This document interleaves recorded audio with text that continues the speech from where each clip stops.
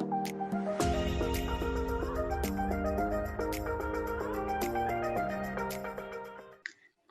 selamat datang di program It's English Time bersama kami, kelompok 171 dari KKN PBM ke-64 Universitas Erlangga. Kali ini kita akan memulai dengan introduction atau perkenalan yang berisi basic grammar. Next.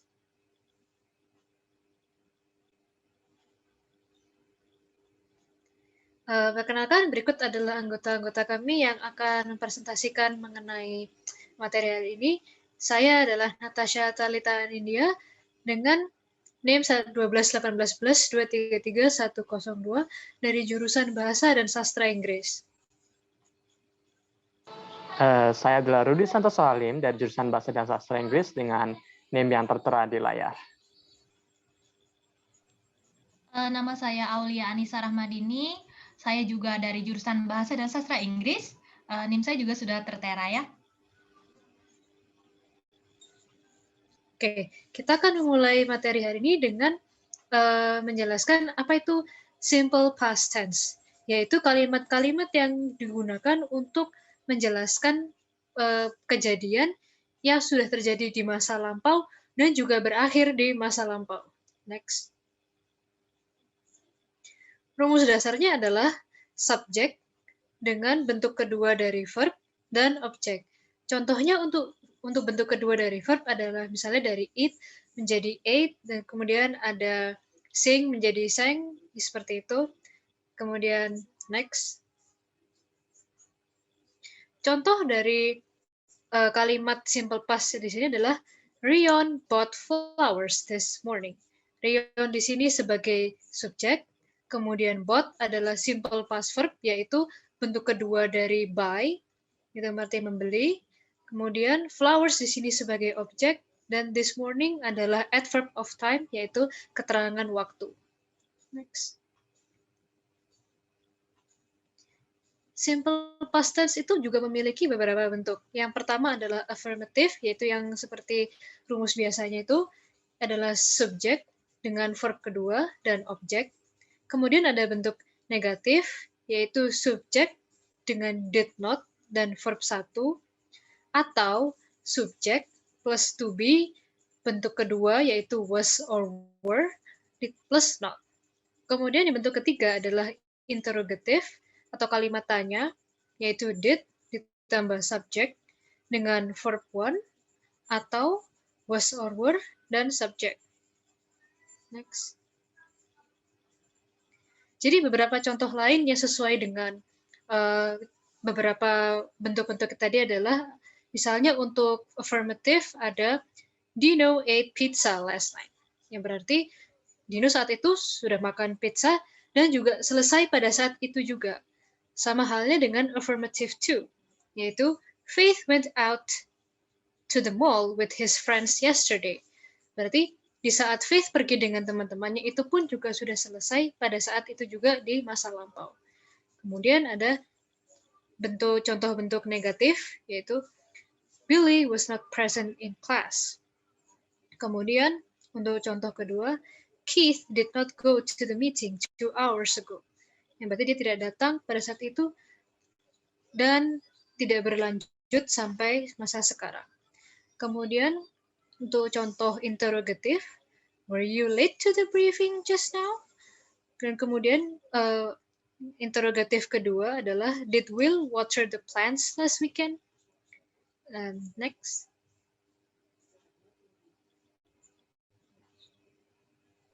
Kemudian tentang past continuous tense. Nah, past continuous tense ini sama dengan past tense, akan tetapi ada perbedaannya. Karena kalau diterjemahkan ke bahasa Indonesia, past continuous tense ini sama dengan menggunakan kata sedang. Jadi, past continuous tense itu mendeskripsikan kegiatan yang terjadi di masa lalu dan kegiatan yang berakhir di masa lalu juga. Akan tetapi menggunakan padanan bahasa Inggris dari kata bahasa Indonesia sedang. Kemudian past continuous tense juga mendeskripsikan suatu kegiatan yang berlangsung hingga kegiatan lain datang menginterupsi. Next.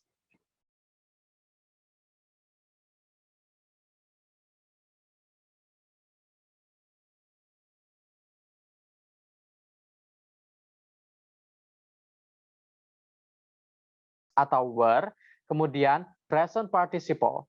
Nah, kita bahas satu-satu ya. Subjek itu ya biasa lah ya, subjek. Kemudian auxiliary verb. Nah, auxiliary verb ini tidak ada di dalam bahasa Indonesia. Ada sih, padanannya adalah kata sedang, tapi penggunaannya itu agak sedikit berbeda di dalam bahasa Inggris. Auxiliary verb ini meliputi to be, yaitu is, are, kemudian bentuk verb keduanya, yaitu was atau were, seperti yang tertulis di layar. Kemudian bisa juga menggunakan do atau did. Do, does, kemudian bentuk masa lampaunya, yaitu did. Itu untuk bentuk interrogatifnya. Kemudian present participle itu pada dasarnya hanya verb yang ditambahi dengan imbuhan ing, begitu. Kemudian next slide.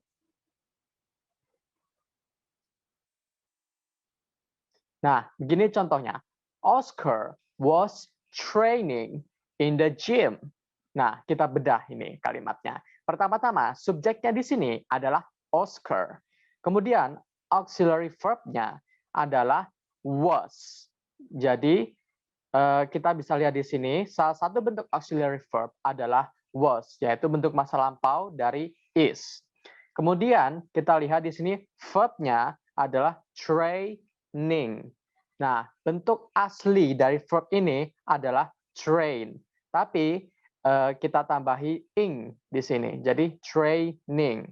Kemudian kita tambahkan keterangan waktu atau adverb of place in the gym. Kalau diterjemahkan di bahasa Indonesia, Oscar sedang berlatih di dalam gym. Nah, kelihatan kan bedanya kalau di bahasa Indonesia kita tidak tahu kegiatan ini sedang berlangsung di masa lampau atau di masa sekarang. Akan tetapi di bahasa Inggris kita tahu karena menggunakan was. Begitu perbedaannya. Jadi, tapi agak sedikit sama memang dengan penggunaan kata sedang. Selanjutnya. Nah, jadi past continuous tense ini formnya ada bermacam-macam. Yang tertera ini ada 3. Jadi yang pertama itu bentuk afirmatif, seperti yang barusan dijelaskan oleh Rudi, itu yang biasanya kita gunakan untuk kalimat yang bersifat positif. Jadi rumusnya itu subjek, terus ditambahi was atau were, itu untuk to be-nya, karena dia terjadi di masa lampau, jadi to be-nya juga yang masa lampau, yaitu was atau were, dan ditambahi dengan verb plus ing. Ya, seperti yang tadi sudah dijelaskan oleh Rudi itu ya. Lalu yang kedua, yang berbeda ini bentuknya negatif. Jadi, untuk menjelaskan sesuatu yang tidak terjadi di masa lampau. Rumusnya itu sama saja, tetapi tinggal ditambahin not setelah to be-nya. Jadi subjek plus was atau were ditambahkan not, lalu ditambahkan verb 1 ditambahkan ing lagi. Jadi kayak gitu. Yang ketiga itu interrogatif atau kalimat tanya. Nah, di sini itu was atau were-nya itu ditaruh di depan. Jadi to be-nya, to be lampaunya dulu, baru subjeknya, baru verb-nya terakhir, ditambahkan ing. Jangan lupa ya, karena ini continuous, jadi verb-nya itu harus ditambahkan ing untuk menjelaskan bahwa kegiatan itu tuh sedang terjadi gitu. Nah, kayak gitu. Next. Nah, jadi ini ada contohnya. Yang pertama ada Brad was reading his book until late at night. Jadi Brad di sini sebagai subjek, was-nya ini sebagai to be. Kenapa pakai was? Karena Brad itu merupakan seorang subjek yang laki-laki satu orang gitu. Jadi kita menggunakan to be yang sesuai dengan subjeknya. Jadi harus sesuai sinkron ya antara subjek dan to be-nya. Nah, terus reading ini sebagai verb plus ing, ini berasal dari kata read yang artinya membaca, ditambahkan ing menjadi reading. His book until late of night itu keterangan untuk melengkapi kegiatannya dia.